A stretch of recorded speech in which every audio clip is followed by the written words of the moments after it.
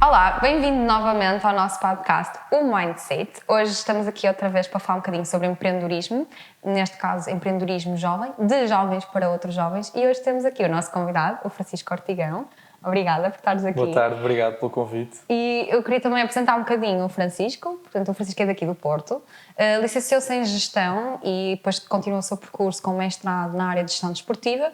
Passou por empresas como a Sonai, na Sport Zone, a Stats e a Move Sports, até depois, mais tarde, ser o cofundador da O Sports. Esta empresa é a empresa que está por detrás do Porto International Cup, do Portugal Basketball Festival em Lisboa e que teve também por trás do World Firefighter Games em Portugal em 2022. E é exatamente aqui com quem nós estamos hoje a falar. Portanto, Francisco, mais uma vez, obrigada por estares cá. Obrigado. É muito interessante, estamos hoje aqui a falar um bocadinho com uma área um bocadinho diferente, a área também de gestão desportiva. Acho que é uma área que não falamos muito cá em Portugal e se calhar devíamos falar mais. E eu até gostava então que pegar nesse assunto e falássemos um bocado sobre este teu percurso e como é que a O Sports começou. Sim. Boa tarde, antes de mais, outra vez. Eu sempre tive o gosto pela área do desporto e, portanto, para mim, quando pensei em fazer a licenciatura em Gestão, sempre tive na minha cabeça que o desporto poderia ser o caminho a seguir. Tinha outras áreas que gostava, como o marketing também e a gestão hoteleira, mas depois tive uma primeira experiência na Sonai, que tive a sorte de ser também ligado ao desporto, e isso fez-me também ver que o desporto era uma área que eu queria seguir, e pronto, e além disso ter a possibilidade de passar 2 anos numa empresa tão grande e com a representação que tem a Sonai a nível nacional, deu-me também a oportunidade de conhecer como é que uma empresa desta dimensão opera e que processos é que tem, etc. E sobretudo, pronto, abriu-me os olhos para seguir esse caminho da gestão do desporto, e por isso decidi fazer um mestrado em Barcelona, no Johan Cruyff Institute, em gestão do desporto, e tive um ano a viver em Barcelona só a fazer o curso. Estive também a fazer um estágio numa empresa de estatísticas de desporto, e depois, quando acabei o curso, voltei então para Portugal, para Lisboa. Fui viver para Lisboa para fazer parte de uma empresa que está ligada a eventos e a turismo desportivo, que é aquilo que eu faço hoje. Mais especificamente agora na All Sports, basicamente eu fui convidado inicialmente para me juntar à Osiris, que já é uma empresa de renome nas viagens e no turismo em Portugal, como agência de viagens, mas que não tinha a componente do turismo desportivo e dos eventos, e por isso convidaram-me a fazer parte de um projeto novo dentro do seio da Osiris, que era este departamento de desporto, que mais para a frente evoluiu para uma marca própria, com vida própria, mas que ainda faz parte do grupo da Osiris. Muito bem. E tu falaste aqui um bocadinho também sobre o facto de teres ido para Barcelona. Eu gostava de saber o que é que tu achas sobre o acrescento que isso teve no teu percurso. Tu achas que trouxe uma mais-valia? Achas que as pessoas deviam ter a oportunidade de passar tempo fora? Se deviam estudar cá? Gostava genuinamente de saber a tua opinião, porque há tantas opiniões diversas e eu acho que, eu já disse isto uma vez, tu sabes disso, eu digo isto muitas vezes, eu não acho que há um percurso certo, mas é bom ouvir perspectivas diferentes, e portanto eu queria saber qual foi a tua perspectiva sobre ir para Barcelona estudar e viver e também trabalhar lá um bocado. Sim, claro que sim. Eu, quando fui para Barcelona, não sabia obviamente o que é que viria a acontecer depois, mas acho que é uma experiência, digamos, ir viver para fora e ter uma experiência internacional que eu recomendo. Já durante a minha licenciatura tinha feito isso, voltei a fazer quando fui para Barcelona por um período mais extenso, e acho que é importante não só a nível depois da carreira, mas também a nível pessoal, porque há uma data digamos, acabamos por sair da famosa zona de conforto, não é? E no meu percurso em específico, eu acho que ajudou sem dúvida. Sinceramente, acho que poderia ter feito mais a diferença, mas acho que de alguma forma sim ajudou. a chegar onde estou agora. Um bocado pegando nisso, porque, imagina, da mesma forma que as pessoas cá muitas vezes em Portugal acham que nós temos aqui para fora estudar para ganhar experiência e esquecem-se que às vezes em Portugal também, lá está como tu estás a dizer, estavas à espera que se calhar tivesse ganho mais experiência do que aquilo que tu recebeste. E da mesma forma as pessoas muitas vezes acham que nós temos que só trabalhar em Portugal ou não podemos só trabalhar em Portugal, temos que trabalhar fora de Portugal também. Portanto, há muitas ideias diversas. E especialmente nesta área de sports management ou de gestão desportiva, as pessoas dizem que é impossível ou é muito difícil conseguir trabalhar só em Portugal, que é uma área muito difícil. Tu concordas? Concordo em parte. Impossível não é, porque se fosse impossível eu estaria aqui. Exatamente. Mas é difícil e eu tenho muitas pessoas que me vão contactando através de amigos e etc. Que me contactam no intuito de saber um bocado do meu percurso e dar algumas sugestões daquilo que as pessoas devem seguir. Aquilo que eu costumo dizer é, acho que as pessoas devem seguir a área que gostam, ou pelo menos uma das áreas que gostam, e portanto se têm uma paixão grande pelo desporto e se querem fazer disso vida, digamos, acho que devem pelo menos tentar, porque se não conseguirem ou se depois chegarem à conclusão que isso não faz sentido, podem sempre seguir outras áreas, não é? Mas aqui em Portugal, de facto, não há muitas oportunidades e é isso que eu também tento passar, ou seja, eu acho que a experiência internacional é importante. Eu, no fundo, tento, digamos, aconselhar as pessoas se calhar a fazer um curso fora e até a tentar se manter lá fora com outras experiências, porque há países, e podemos dar o exemplo que está aqui ao nosso lado, a Espanha, que tem muito mais oportunidades do que nós temos no desporto, mas acho que as pessoas não devem desistir e há sempre oportunidades cá em Portugal. Agora eu acho é que a indústria em si, tirando, obviamente, se esquecermos a parte do futebol profissional que movimenta, obviamente, muitos milhões cá em Portugal, tudo o resto, e mesmo quem está ligado a outras modalidades queixa-se um bocado disso, tudo o resto movimenta pouco dinheiro, não é? E movimenta...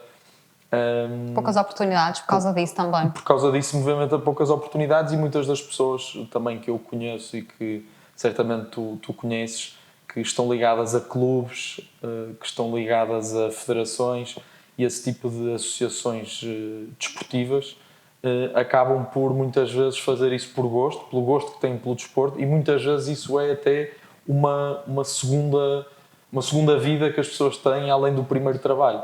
E portanto eu acho que há falta de oportunidades, porque também acho que há falta de investimento, mais investimento do nosso governo no desporto e em instalações desportivas e no apoio aos clubes, porque se os clubes não tiverem condições, ou quem diz os clubes diz outro tipo de organizações desportivas, mas se não tiverem condições para sustentar e para ter pessoas, porque no fundo as pessoas também se procuram formar e etc., claro, para depois ter condições financeiras razoáveis para viver e etc.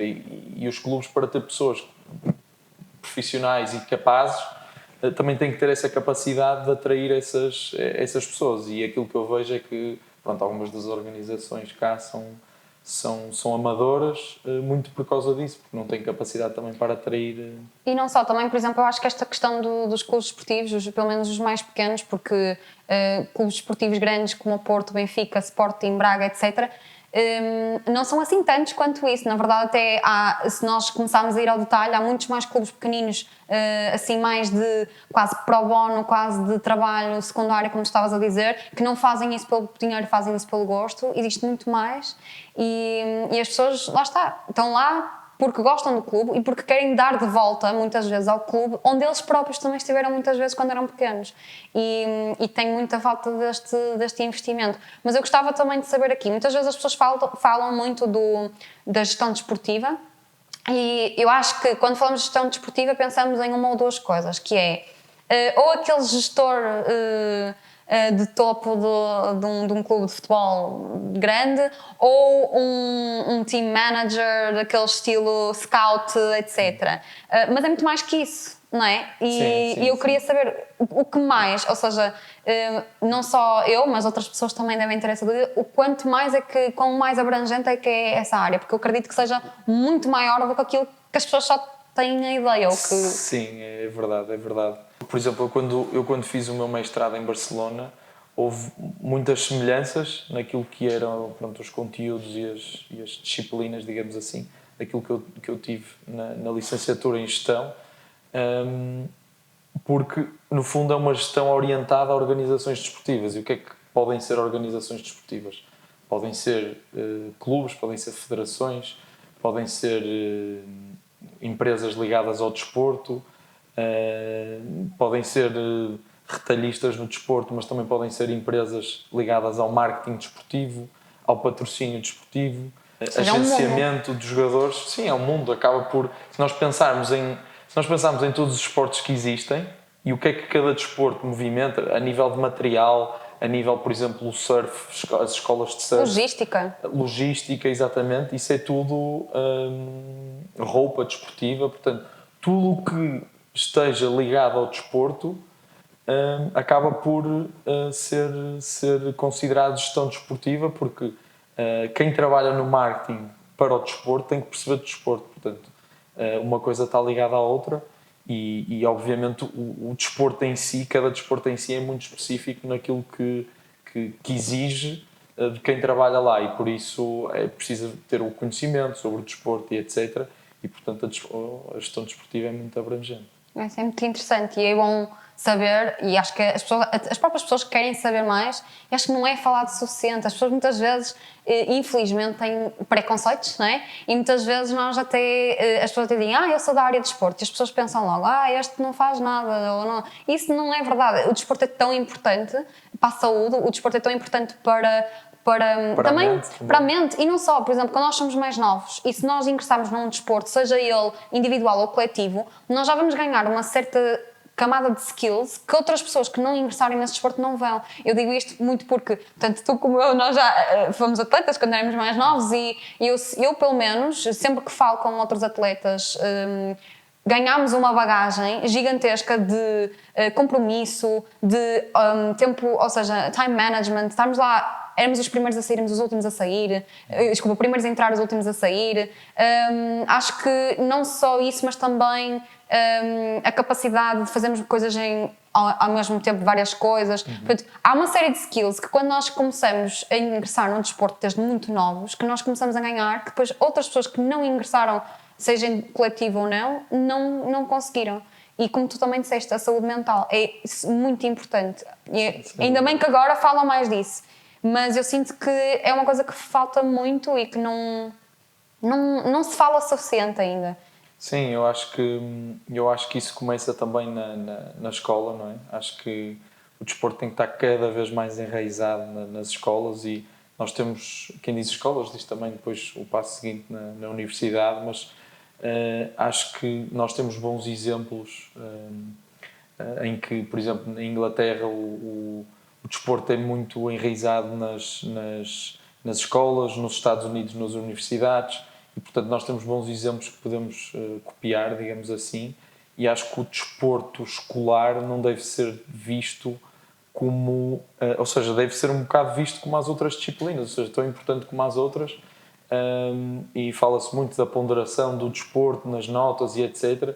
E eu acho que deve ter uma importância sinceramente igual, porque é muito importante para, lá está, também para a saúde mental e obviamente para a saúde física, mas acho que sinceramente acho que deveria-se pensar mais sobre isso e felizmente tem-se falado muito disso nos últimos anos da saúde mental e da importância de fazer exercício físico, etc. E acho que isso tem contagiado muitas pessoas. E se calhar com a pandemia mais. Com a pandemia mais, exatamente, e espero que assim continue. Ok, muito bem. Olha, eu também gostava de voltar aqui atrás de um tema que nós estávamos a falar inicialmente, que era sobre montar um negócio. Que processo é que vocês tiveram que passar para poderem criar a Allsports? Como é que foi esse momento? Acredito que não tenha sido fácil. Não, foi mais fácil do que podes pensar, porque, na verdade, nós estando no seio de uma empresa como a Osiris e um grupo como a Osiris, tivemos digamos, uma equipa grande por trás que nos ajudou nesse processo. A própria Osiris tem várias empresas do grupo e já tinha passado por esse processo várias vezes. Portanto, eu não sou a pessoa certa para falar sobre isso, mas obviamente estive por dentro dos processos, mas foi muito facilitado. Agora, obviamente, e todos sabemos, e tu sabes, que a burocracia em Portugal é grande, mas acho que devemos tentar combater isso, ou seja, devemos dar isso como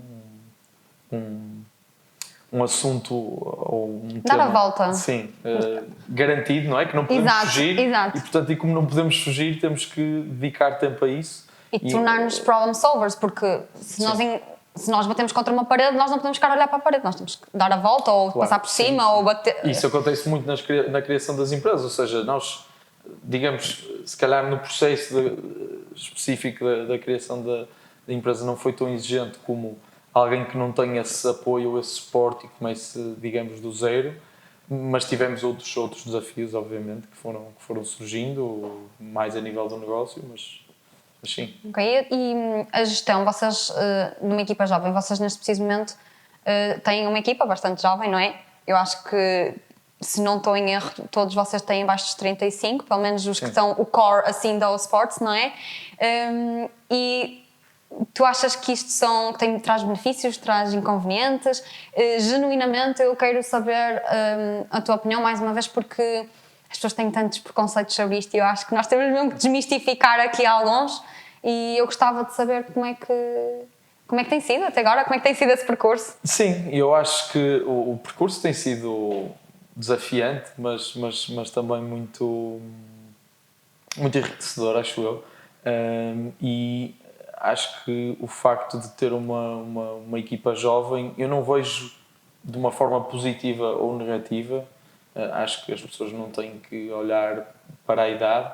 Nós fomos formando a equipa com pessoas que achamos que eram competentes e que serviam bem aquilo que nós procurávamos enquanto empresa e valores. Portanto, partilhar os mesmos valores que a empresa também defende. Obviamente, quais é que são as comparações óbvias? As pessoas jovens têm menos experiência, portanto há certo tipo de processos que demoram mais, digamos, a assentar, mas por outro lado tem um mundo novo para descobrir e tem aquela vontade e aquela motivação de poder entrar num projeto novo e aprender, e todos os dias aprender coisas novas. Claro, nós, independentemente da idade, estamos sempre a aprender coisas novas, mas claro, quanto mais novos formos, menos experiências temos e mais rápido aprendemos. Menos vícios, não é? Menos vícios, acho que isso é importante, isso é um bom ponto, porque, por exemplo, eu vou dar o exemplo que tive na Sonai, havia uma mistura grande de idades e de pessoas, e de facto chega a uma altura que há pessoas que começam a ganhar muitos vícios e há muita resistência à mudança, e criar uma equipa do zero com pessoas jovens é importante, porque nós próprios vamos criando os processos, não sendo os processos mandatórios, digamos assim, vamos criando os processos com as próprias pessoas. As pessoas ajudam-nos a criar e vamos moldando. O próprio processo que vocês criam agora, se calhar daqui a 2 anos já mudou, já melhorou, já foi alterado, e se calhar eles têm mais abertura para a mudança, lá está, como estás a dizer. Sim, tu e também... eu não posso... Desculpa. Diz. Eu não posso falar pelas pessoas que trabalham connosco, claro, pela nossa equipa, mas nós tentamos, nós como gestores, digamos assim, tentamos respeitar todas as pessoas independentemente da idade, e aquilo que fazemos é dar opinião a todos e dar palco a todos. Nós sabemos que noutro tipo de empresas isso não acontece. Isso é ótimo. Eu ia dizer também que há um bocado falaste também um bocado sobre, se calhar quando uma pessoa está a ingressar no mercado de trabalho não tem tanta experiência, mas aqui o que tu estás a falar de experiência neste caso é de experiência técnica, experiência de estar numa empresa e não tanto experiência de conhecimento. É isso? Que tipo de experiência é que tu estás aí a falar? Porque Eu tenho muito esta ideia, agora só te dar o background do que é que eu estou a fazer esta pergunta, eu tenho muito esta ideia de que a experiência não é um fator, não sei se tu concordas, mas não é um fator decisivo, porque eu acho que todos nós temos experiências diferentes, ou seja, eu tive um percurso, tive uma experiência, tu tiveste um percurso, tiveste outra, se calhar tu tens experiência em certas coisas e certas determinadas coisas que se calhar nunca tiveste nesta situação, mas porque tu tiveste outras similares consegues facilmente adaptar. E eu tive outras que me adaptam a outra situação. Portanto, eu queria perceber um bocadinho, quando tu disseste isso, que tipo de experiência é que estavas a... Sim, eu estava mais a referir na experiência, aquela experiência que nós vemos nas job descriptions, em que mais técnico. 5 anos de experiência e uma data de skills que são exigidas, ou seja, a experiência de estar X anos naquela área de negócio, com contacto com fornecedores, com clientes, o que quer que seja. Obviamente, isso é só um número, mas é diferente uma pessoa que já está há 5 anos naquela área, já tem um conhecimento mais ou menos abrangente do que uma pessoa que acaba de entrar e que se calhar acabou o curso agora e para ele e para essa pessoa todas as coisas vão ser novas, não é? Porque não teve ainda nenhuma empresa antes e portanto era essa experiência que eu estava a falar que obviamente tem prós e tem contras. Exato, ou seja, não é uma experiência de nível de idade, ou seja, aqui o que é que eu estava também a tentar querer dizer é que muitas vezes as pessoas têm esta ideia de que quanto mais idade, senioridade nós temos num cargo, mais experiência temos, e eu não acho que esteja diretamente correlacionado. Eu acho que o que tu estás a dizer é experiência a nível de ter experienciado várias coisas naquele mercado que para aquele determinado trabalho ou projeto é necessário, porque se calhar uma pessoa pode até ter 22, 23 anos, mas já teve 4 anos a trabalhar num mercado e se calhar já tem mais experiência que alguém que nunca teve naquele mercado. É nesse sentido que estás a querer dizer. Sim, isso sem dúvida. Acho que isso que estás a dizer faz sentido, porque o que eu acho que é importante é nós tentarmos, no fundo, olhar para a pessoa em questão, digamos, se estivermos a comparar, olhar para a pessoa em questão e tentar perceber que skills é que essa pessoa tem e também pôr isso à prova, não é? Obviamente nós não vamos entregar um projeto super importante e de extrema e extremamente decisivo, digamos, para a empresa a uma pessoa que acaba de entrar. Claro. Mas podemos eventualmente aos pouquinhos introduzir e acho que é por aí, é ir avaliando e claro, isto é sempre tem que sempre fazer a tentativa e erro e perceber até onde é que essa pessoa é capaz. Até porque nós próprios também nós já tivemos exato, nós já tivemos no lugar de estou a começar, não sei nada, tenho que aprender a fazer isto, mas eu também às vezes acho que parece-me que também és dessa opinião pelo que estás a explicar, é um bocado de está aqui o objetivo, vamos tentar, o que é que tu farias? Está aqui, vamos tentar, como é que tu fazias isto? E deixar a pessoa às vezes também um bocado a pegar e fazer, porque nós aprendemos a fazer, que é um bocado, lá está, é tal experiência que estamos a falar, é de fazer coisas para ganharmos experiência. Eu só acho que era importante deixar claro aqui o que é a experiência, porque muitas vezes hoje em dia as pessoas têm muita subjetividade nas palavras. Uma pessoa que diz uma coisa, a pessoa acha que está a dizer mas então só ganho experiência quando tiver 60 anos e tive uma carreira inteira. Não, isso não é assim. Uma pessoa, claro que à partida, quanto mais tempo uma pessoa passa num determinado projeto, vai ganhando cada vez mais experiência. Mas não quer dizer sempre que alguém que está há 60 anos num determinado trabalho que tenha a mesma ou mais experiência que alguém que está há menos, porque depende também de como é que a pessoa evoluiu dentro do seu percurso, se tentou abrir horizontes e experimentar coisas diferentes, começou a usar tecnologias novas, eu acho que depende muito. Por isso é que eu também acho que era importante definirmos isso aqui para as pessoas perceberem o que é que nós queremos dizer com isso. Ok, olha, acho muito importante. Mas olha, também queria saber um bocadinho aqui sobre como é que é trabalhar não só com clientes portugueses, mas também com clientes estrangeiros. Tu achas que nós não conseguimos crescer o suficiente se só trabalharmos com clientes portugueses? Eu acho que depende da indústria ou da área que estamos a falar, não é? Temos empresas que se focam no mercado nacional e que têm sucesso, Agora, obviamente, sabemos que somos um país pequeno, portanto, o mercado em si é pequeno. Limitado. Limitado, exatamente, limitado é a palavra certa. Por isso temos de ter isso em consideração. Agora, acho que depende da área. Acho que havendo a possibilidade de exportar ou, digamos, ter clientes estrangeiros e no fundo, conjugar isso com clientes nacionais, etc., acho que não vejo porque não e aconselho as pessoas a olharem nessa forma porque, neste caso, o mundo oferece uma data de oportunidades e hoje em dia, com a evolução das tecnologias, nós conseguimos chegar a qualquer lado, não é? Conseguimos ter reuniões com pessoas do outro lado do mundo, conseguimos comunicar em várias línguas sem ter o conhecimento da própria língua, portanto eu acho que depois é um bocado as pessoas serem também criativas e depois é um bocado o teste e testar e ver onde é que conseguem ter sucesso. Ou seja, tu achas, aqui também acho que estamos a também perceber que esta ideia de nós, para crescermos, não podemos trabalhar só em Portugal é um bocado um mito, porque nós não temos todos que traçar o mesmo percurso. Eu acho que se uma empresa trabalhar no início ou sempre só com Portugal e tiver sucesso, isso é ótimo. Mas se outra empresa o fizer também a trabalhar para fora, também é ótimo. Eu acho que não há uma regra, não é? Nós não temos todos que seguir o mesmo caminho. Claro, e podemos ter uma marca, uma empresa que está muito, digamos, circunscrita ao mercado português por causa da nossa cultura, um determinado produto que somos nós que consumimos e os outros países não. Aí fica um bocado limitado, mas depois também cabe à própria empresa também saber diferenciar da concorrência e saber ir buscar, digamos, os seus clientes. Agora, havendo a possibilidade de ter clientes estrangeiros, acho que as empresas e as pessoas têm que olhar para isso. E aproveitar. E aproveitar ao máximo.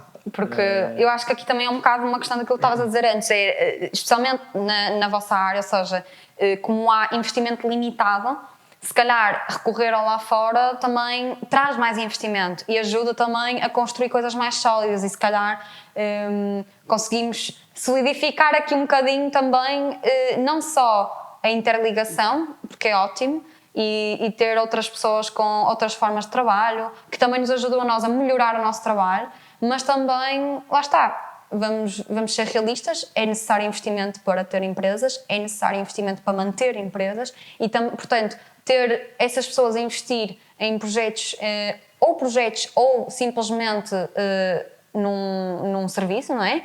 Em Portugal é ótimo para nós porque nós conseguimos então manter e estabilizar estas nossas empresas e continuar a trabalhar. Sim, e eu acho que isso foi precisamente uma das coisas que vocês fizeram muito bem com a Porto International Cup, por exemplo. Sim. Vocês trouxeram pessoas de vários lados do mundo, de vários continentes até, e vocês conseguiram mesmo comunicar com outras pessoas. E eu acredito que há muita gente que devia estar a pensar como é que vocês conseguiram trazer, como é que esse contacto foi feito, como é que isso aconteceu, sem entrar em segredos, porque isso pronto, cada empresa tem os seus segredos, tem que se manter, mas há coisas que toda a gente costuma trabalhar, mas simplesmente não se fala abertamente disso. Se calhar fala-se entre empresários, mas não se fala ao público. Sim, o nosso segredo, que não é um segredo, digamos assim, foi pensar o projeto logo desde o início de uma forma internacional, não é?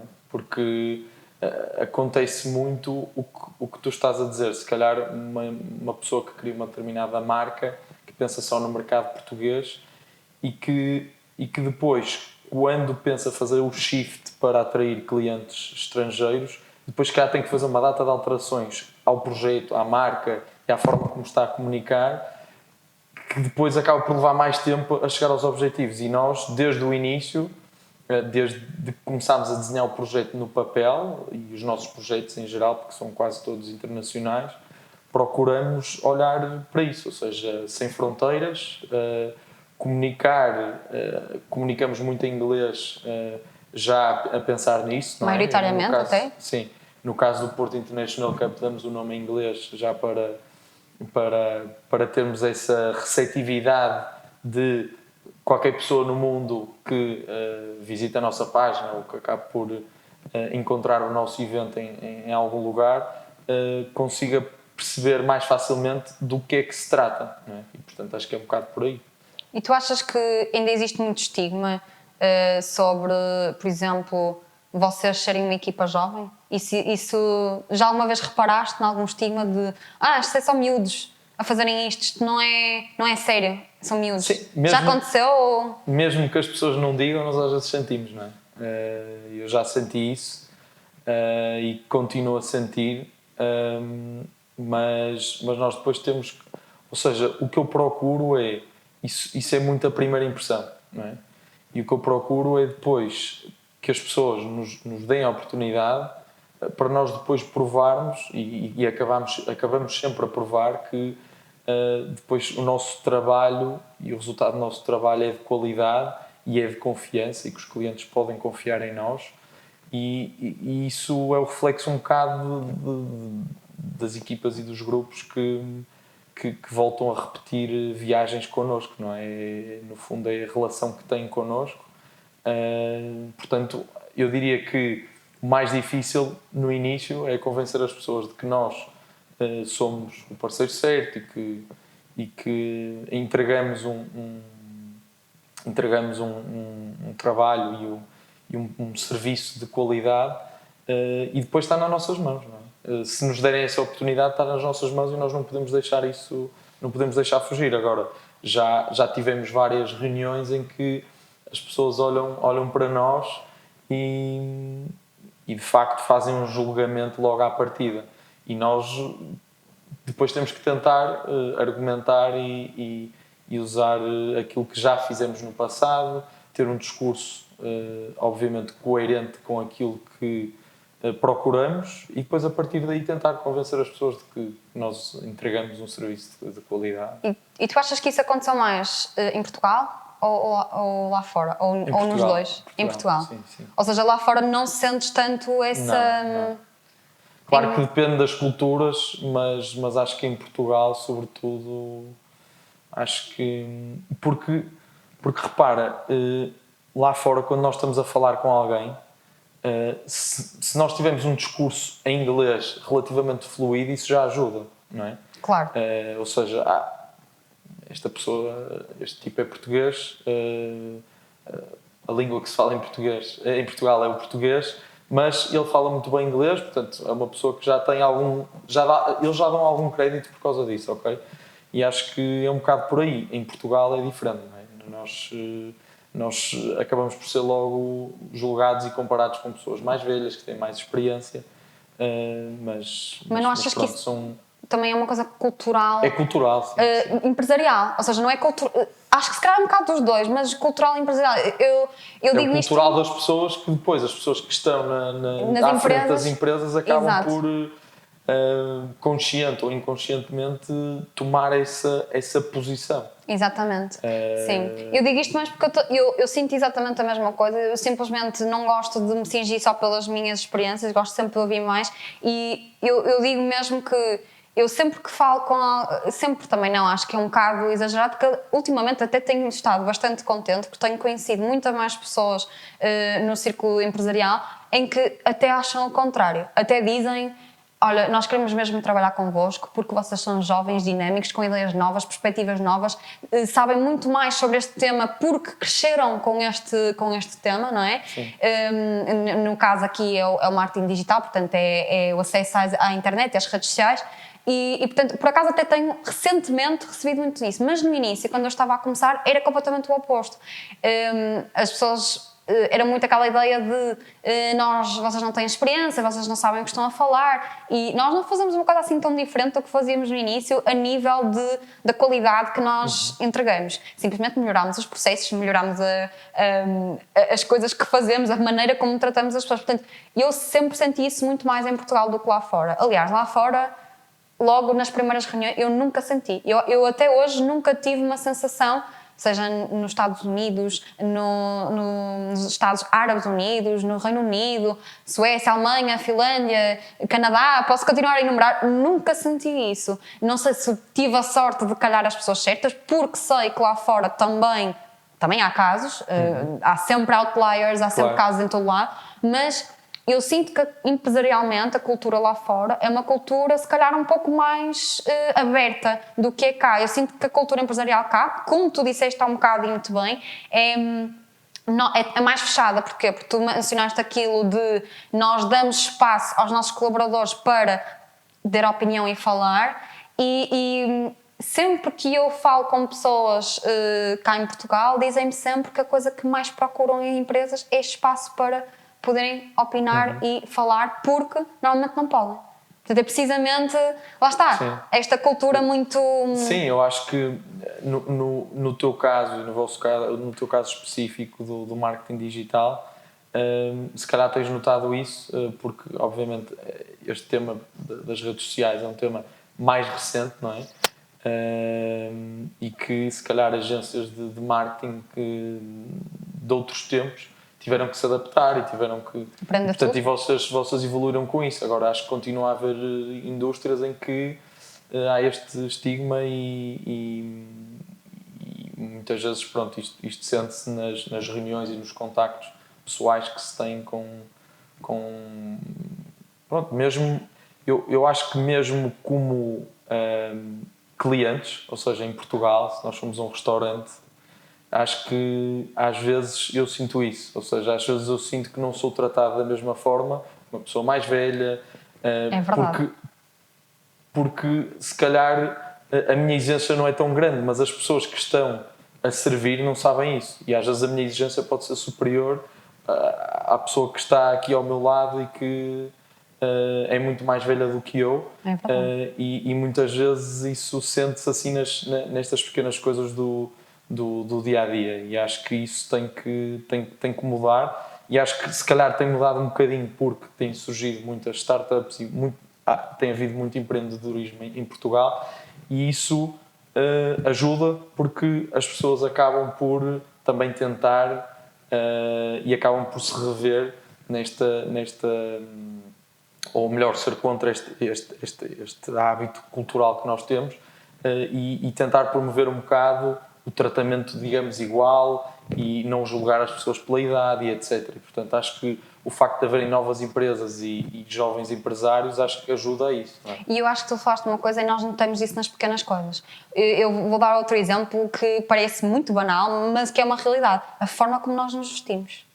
Por exemplo, no passado, nas empresas, muito mais a nível corporativo do que de outras áreas, era esperado que uma pessoa fosse de fato, arranjada, pelo menos uma camisa, tudo muito bonitinho, não é? Hoje em dia, uma pessoa pode ir de calças de ganga, uma t-shirt, um hoodie, o que for, e estar à vontade, porque isso também, só porque nós nos vestimos de uma determinada forma, não quer dizer que nós não consigamos trabalhar. Mas eu aí te garanto, se calhar ainda mais, não sei se por ser mulher também, sinto muito isso, é que se eu vestir de uma determinada forma, vão olhar para mim e julgar-me de uma forma muito diferente se eu me vestir de outra. Se eu me arranjar mais, se for com um fato, um blazer, um bocadinho mais arranjada, vão-me levar mais a sério. Se for de calças de ganga e se calhar uma camisa mais à vontade ou uma t-shirt mais à vontade, não me vão levar tanto a sério. Eu ainda sinto muito isso cá. Lá fora não sinto nada. Sim, mas eu acho que isso continua a existir cá, ou seja, assim como continua a existir esse julgamento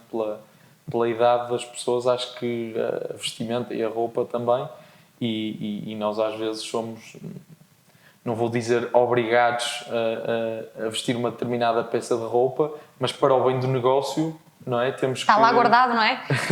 Para o bem do negócio, temos que ter essa peça de roupa para uma determinada ocasião e acho que isso, obviamente, o que nós queremos é o bem do negócio acima de tudo e, portanto, também temos que ser inteligentes nesse sentido, ou seja, perceber, realmente nós não podemos também ignorar isso, que é, sabemos que há essa cultura cá em Portugal e depois simplesmente tentar impor uma forma diferente e isso depois poder nos prejudicar.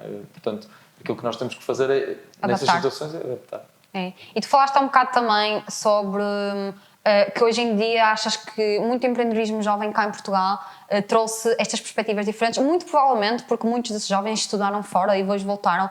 Aliás, muitos dos casos de sucesso foram pessoas que, não só, também há muitos casos de sucesso que não foram para fora, mas pelo menos um ou dois muito conhecidos foram estudar para fora e vieram com esta nova perspectiva empresarial que é completamente diferente da que nós temos, e trouxeram outros pontos de vista. E eu então gostava de perguntar a ti, que set de skills ou de fatores é que tu achas que um empreendedor deve ter, que seja diferenciador, que se calhar nós podemos estar aqui um bocado a faltar em Portugal? Tipo, o mindset que nós se calhar devemos traçar, que neste momento se calhar ainda está um bocadinho fechado cá em Portugal. Eu acho que o empreendedor por si só já tem algumas qualidades quase inatas, não é? Porque uma pessoa não nasce e depois, passado 20 anos ou 25 anos, decide que quer ser empreendedor e de repente eu acho que há certas skills ou maneira de ver o mundo,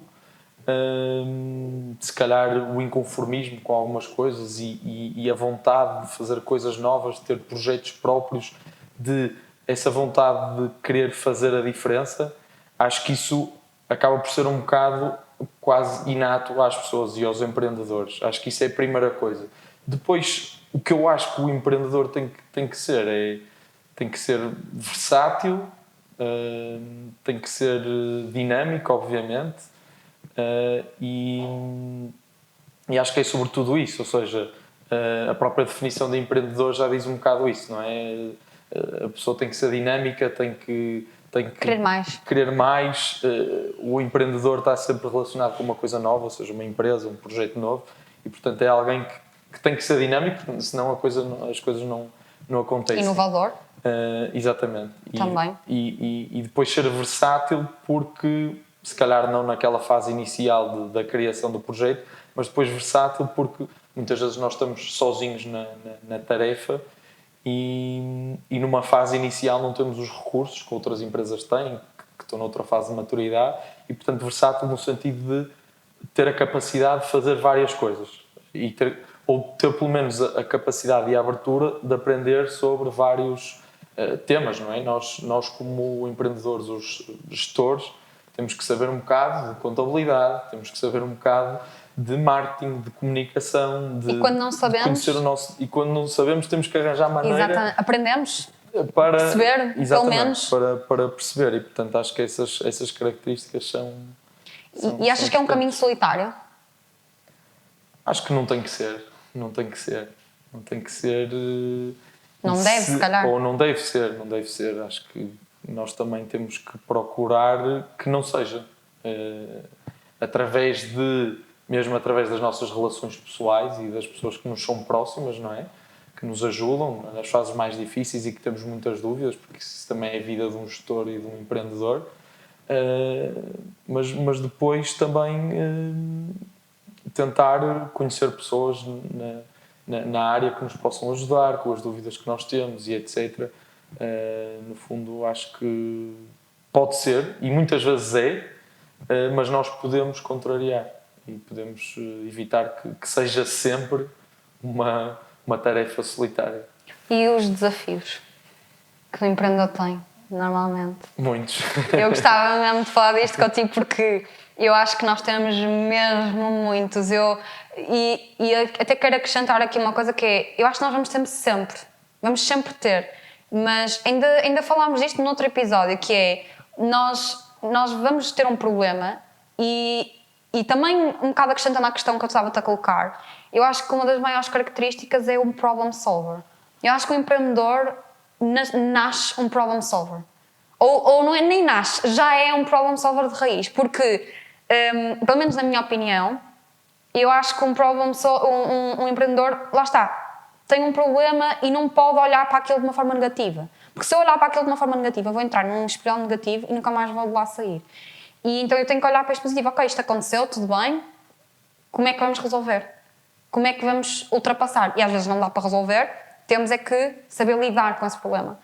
E então, eu acho que nós temos sempre desafios, vamos sempre ter, sempre, mas eu também queria saber um bocado Que desafios é que tu já tiveste? Ou pelo menos assim mais recentemente, que desafio é que tem sido assim muito grande, que te foi difícil ou que te conseguiste ultrapassar, ou que ainda não conseguiste? Sim, eu acho que os gestores têm desafios diários, digamos assim. O empreendedor é sempre um gestor. Os desafios do empreendedor são um bocado os desafios daquela fase inicial do projeto e da empresa e etc. Que é, no fundo, eu acho que isto é transversal a um empreendedor em qualquer parte do mundo, que é a questão de angariar os clientes, ter uma estrutura daquilo que é a oferta do produto ou do serviço muito bem organizada, Diferenciadora. e diferenciadora, não é? Começar uma coisa nova que é logo diferenciadora é difícil, e acho que isso é um bocado transversal a todas as... E depois é com pouco fazer muito, não é? Com poucos recursos fazer muito, e acho que é isso um dos principais desafios que nós temos diários, que é nós queremos seguir vários caminhos, queremos crescer em várias direções, mas depois temos que fazer escolhas, porque nós não temos a capacidade de, sozinhos ou com a equipa que temos, ir a todas, não é? Como se diz, e por isso temos que tomar essas decisões, e às vezes temos que dizer que não a algumas coisas, que é difícil, que é, ok, nós ainda não estamos satisfeitos com o volume de negócios que temos, mas estamos a rejeitar entre aspas, não é? Ou não investir tempo num determinado projeto, mas assim tem que ser, porque nós não, ou seja, nós não podemos comprometer a nossa operação por causa do novo projeto, mas também queremos nos involucrar e investir tempo noutros projetos para termos mais clientes, mais áreas de negócio diferentes. E acho que o desafio é esse, é fazer muitas coisas Com recursos limitados, principalmente em Portugal. Ou seja, acho que há um desafio adicional para os empreendedores portugueses, pela carga fiscal que nós temos enquanto empregadores. Isso faz com que muitas vezes nós tenhamos que assumir nós o trabalho extra e fazer o extra mile, que eu acho que o extra mile acaba por eu acho que o extra mile já não se pode usar em Portugal, porque o extra mile já faz parte da cultura. Já faz parte, sim. Já é uma coisa é necessário, senão não há negócio. Exatamente, portanto, aquilo que nós procuramos, pelo menos na nossa equipa, são pessoas que sejam versáteis, que sejam dedicadas, mas que obviamente tenham as condições todas para executar o seu trabalho, mas que sejam pessoas que percebam a realidade e a dificuldade que é em ter uma equipa grande e abrangente, porque nós todos gostaríamos de ter uma equipa maior, não é? E maior, e ter uma pessoa para isto e uma pessoa para aquilo, mas a realidade não é essa. Eu até ia pegar aqui numa coisa que estavas a dizer que é muito importante, que é, as pessoas muitas vezes se calhar podem glamorizar um bocado uma startup, porque foi muito glamorizada, muito provavelmente também por causa de Silicon Valley, não é? Esta ideia de startup foi muito isto é um mundo perfeito, é um mar de rosas, mas não é, porque os tipos de investimento que muitas vezes se ouviu dizer em países como os Estados Unidos, aqui não existem tanto.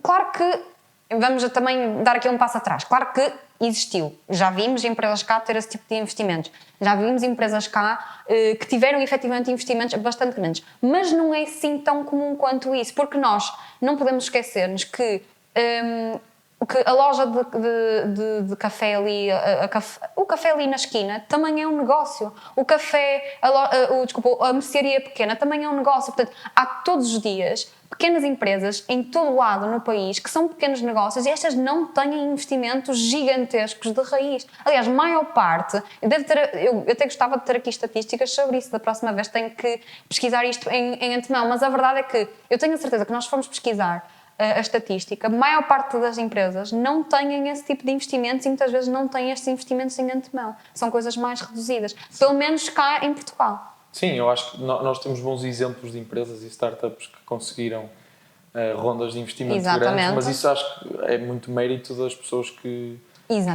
dos projetos, não é? que montaram. Acho que agora não estamos a falar se calhar de incentivos, e há realmente alguns programas de incentivos em Portugal para jovens empreendedores e etc, mas eu acho que tem que haver mais. Acho que tem que haver mais incentivos, tem que haver mais apoio. benefícios, mais apoio, porque é muito difícil.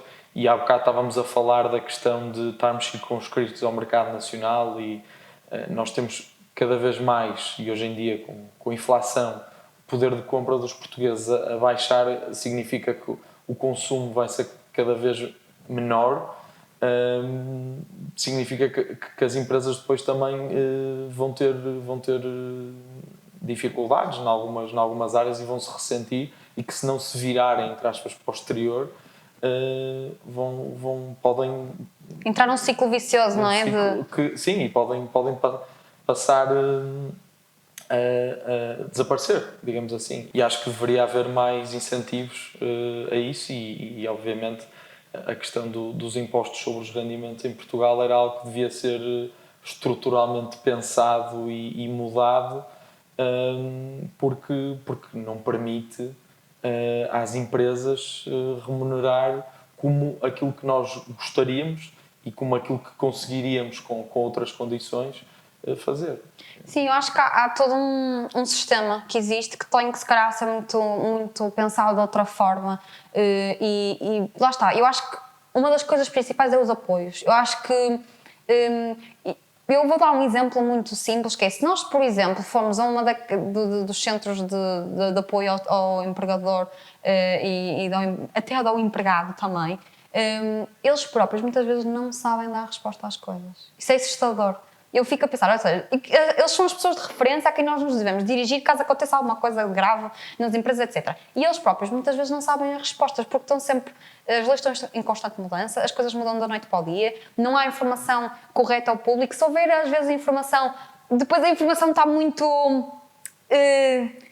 ou seja, escondida e não se consegue bem interpretar, porque é preciso ter alguém que sabe como interpretar aquilo para saber como interpretar, porque há um trabalho de casa de interpretação e, portanto, torna-se um bocado um ciclo vicioso, que também se interliga com aquilo que estavas a dizer do ciclo vicioso do poder de compra, de, por exemplo,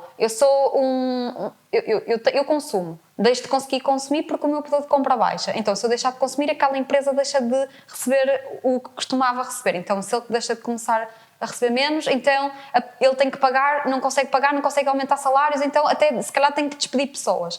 E se as pessoas deixam de ter emprego, menos poder de compra. E entramos neste ciclo vicioso. Claro que isto é um modelo simplificado, isto é muito mais complicado, mas a essência está aí. E eu acho que isto é um problema e acho que é importante e as pessoas têm que falar mais disto, têm que parar com os tabus e medos de falar sobre estes temas e têm que começar a falar mais de ok, queremos mudança, vamos mudar. Não é conformar, é mudar. Mas é tentar... Sim. E nós vemos que há muitos incentivos de empresas estrangeiras virem para Portugal, mas tem que haver incentivos digamos, à sobrevivência das empresas nacionais. Não é? Exatamente. Sobretudo. Se calhar lá está uma excelente solução que tu disseste é, ok, podem-se focar em Portugal, mas tentem também exportar serviços, porque não temos que só exportar bens, também podemos exportar serviços, exportar bens, exportar para fora, para também, ter a interligação com outras culturas, que é excelente, porque lá está, como eu disse já anteriormente, muda também um bocado a nossa perspectiva. 2, se calhar conseguir um maior investimento, ou seja, mais rendimento, não é? E 3, também mostrar que realmente não é como aos países nórdicos, e eu posso dizer isto muito abertamente, lá está pelo meu background, não é como muitas vezes os países nórdicos dizem que Portugal é um país de sul, não fazem nada, porque isso não é verdade e há aqui pessoas espetaculares que trabalham muito arduamente e eu acho que isso é muito importante. Temos que tentar aos poucos, eu acho que é isso. Sim. Nós todos conhecemos muitas pessoas e muitos portugueses que foram para fora e que vingaram e que têm sucesso e cada vez mais, eu acho que cada vez mais, ou seja, as políticas continuando assim, vamos ter cada vez mais pessoas a emigrar à procura de melhores condições, porque de facto fica difícil viver em Portugal e fica difícil para as empresas portuguesas sobreviverem e, portanto, isso depois entra num ciclo em que, obviamente, os jovens, não é, que são aqueles que ainda podem emigrar, escolham esse caminho ao invés de... porque eu tenho a certeza que muitos desses jovens que imigram adoram o país, adoram o nosso país, porque nós temos um país fantástico Mas depois temos estas limitações que fazem as pessoas sair. Eu, por acaso, também tenho uma perspectiva que gostava também de partilhar sobre esse assunto, que era que, hoje em dia, na verdade, o que eu ouço lá fora também, como tu sabes, eu tenho família fora, também conheço muitas realidades. Hoje em dia, a verdade é que, infelizmente, os próprios jovens, seja na Alemanha, na Suécia, na Finlândia, também não estão assim muito melhor. Também se começa a ver dificuldades muito grandes. Não quero fazer comparações porque eu acho que esse tipo de comparações são muito complicadas, mas eu acho que a nível mundial a geração Millennials e Gen Z está a ter uma muito grande dificuldade em vários fatores, seja empresariais, seja compras de casa, seja outros fatores. Portanto, eu acho que o que tu estás a dizer é verdade, mas também acho que é importante às vezes nós também relembrarmos que Portugal é um sítio muito bom, é muito tranquilo. Normalmente não há assim como é que se diz, não há assim tantas pessoas que causam tantos problemas. É um sítio seguro nesse sentido e, portanto, às vezes the grass is not greener on the other side, more greener, não é? Não é sempre melhor do outro lado e por isso o que eu quero também aqui reforçar é um bocado essa ideia de, ok, claro, nós temos muita coisa para trabalhar, há muita coisa, mas no final do dia eu já vivi lá fora, já estive fora, tu também, nós voltamos, não é? É um bocado isso, nós voltamos porque... Lá está, é bom estar cá, é ótimo. Eu acho que também gosto de relembrar às vezes as pessoas disso, de que concordo em absoluto com o que tu estavas a dizer, mas não pensem que é um mar de rosas, porque é muito difícil emigrar, é muito difícil estar lá fora também. Também pode ser mesmo muito complicado lá estar. Sem dúvida, sem dúvida. Acho que o ideal seria nós conseguirmos ficar em Portugal, não é? Com boas condições. Agora, as pessoas, quando têm um determinado tipo de ambições, também têm que saber analisar a realidade, e a realidade em Portugal não é muito positiva, digamos, neste momento para os jovens, e por isso é que eles escolhem emigrar. Agora temos um país fantástico, um clima fantástico, seguro, evoluído, digamos assim, com ligações a todo o mundo. Agora, pronto, faltam-nos outras coisas. Também acho que sim. E olha, eu gostava de terminar este podcast com uma coisa muito gira, que é, eu sempre te ouvi dizer, e falas muitas vezes também da exigência do trabalho. Em primeira mão eu já te vi mesmo a ser muito exigente com os detalhes. Eu pessoalmente acho isso uma coisa ótima, não é de todo uma crítica, ao contrário, eu acho que é uma coisa que te distingue das outras pessoas. E eu acho que até, honestamente, se nós não às vezes fôssemos tão focados nestes detalhes, não fazia a diferença. Ou seja, nós temos que focar nos detalhes para fazer a diferença. E eu gostava que me falasse um bocado sobre isso, sobre porque é que, primeiro, porque é que tu achas que és tão atento aos detalhes? E segundo, como é que tu achas que isso te mudou a nível de empreendedor? Sim, eu acho que a atenção aos detalhes acho que é uma característica um bocado também inata de ter sempre a intenção de fazer as coisas bem e de perfeccionismo. Acho que sempre tive isso em todos os trabalhos em que estive envolvido. E por isso, agora a importância disso, acho que é muito importante ter atenção aos detalhes, porque há detalhes que fazem a diferença. Agora, quando nós estamos numa empresa jovem e com uma estrutura mais reduzida, nós não podemos ir também ao extremo do detalhe, e é isso que às vezes é um bocado aquilo que eu me tenho que combater contra mim próprio, ou seja, eu tenho que ir ao detalhe, eu tenho que querer que as coisas fiquem bem e que eu acredito que isso terá depois um resultado e terá uma repercussão melhor se for feito daquela forma, mas ao mesmo tempo há certo tipo de detalhes que eu tenho que, não é ignorar, mas que não posso insistir. Porque o perfeccionismo depois também acaba por trazer... É um pau de dois bicos, não é? Sim, exatamente. E portanto, eu aprendi a ser também, em algumas coisas, não ligar tanto ao detalhe e ligar mais ao prazo que nós temos para responder, àquilo que está a ser exigido. E, obviamente, nós, quando trabalhamos com eventos, nós podemos ter muito gosto pelo detalhe, mas quer dizer, não há eventos nada é perfeito. Os eventos ainda menos, porque surgem imprevistos e portanto, nunca é uma coisa que Nada é seja perfeito. estanque. Exato. E portanto é isso. Eu acho que é importante ter atenção aos detalhes. Acho que quanto maior for a empresa, maior visibilidade, mais importante é, mas também essas empresas têm uma estrutura E que lhes mecanismos. permite responder a esses detalhes. Quando temos uma estrutura mais pequena, temos que saber ter o equilíbrio de, ok, há coisas que eu não abdico e há coisas que eu posso abdicar. E isto, eu digo quando é abdicar é porque nós estamos dependentes do trabalho de muitas pessoas, ou seja, das pessoas da nossa equipa, como os nossos parceiros e etc. E portanto nós podemos querer as coisas de uma determinada forma, mas não vamos estar, digamos, a atrasar os processos e os projetos, etc. Por causa Não de está um detalhe perfeito. que depois não vai fazer assim tanta diferença. Isso é que é o meu desafio e aquilo que eu tento lutar contra.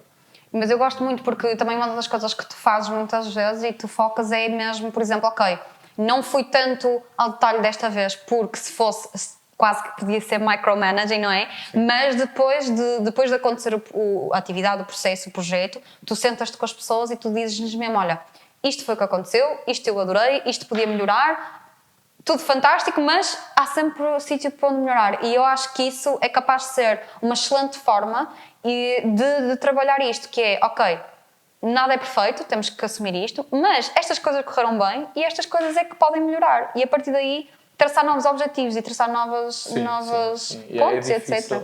É difícil, pronto, quando se é empreendedor e etc, e tem-se uma equipa reduzida, é difícil às vezes não entrar no micromanagement. Exatamente. Mas temos que, muitas vezes eu acho que temos que tentar escolher as pessoas certas, confiar nas pessoas com quem trabalhamos e, obviamente, dar o feedback que é importante nos momentos que são importantes e eu acho que é fazer as pessoas perceber, ok, se calhar errei aqui, mas deram uma oportunidade de melhorar e já sei porque é que errei e o que é que posso fazer na próxima, porque todos erramos, não é?